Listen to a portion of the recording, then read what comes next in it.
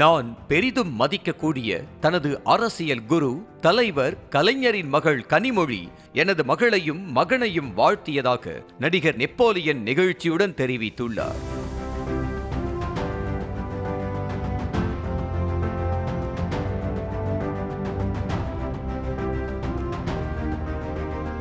ஒரு வார காலம் ஜப்பான் நாட்டிற்கு சுற்றுப்பயணம் மேற்கொண்ட எம்பி கனிமொழி அந்நாட்டின் இந்திய தூதுவர் சிபி ஜார்ஜ் கொடுத்த விருந்தில் கலந்து கொண்டார்.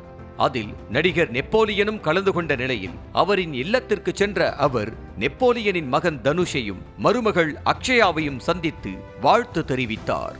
பின்னர் சில மணி நேரம் கலைஞர் பற்றிய பழைய நினைவுகளை தங்களோடு பகிர்ந்து கொண்டதாக நடிகர் நெப்போலியன் பெருமிதத்துடன் தெரிவித்துள்ளார்.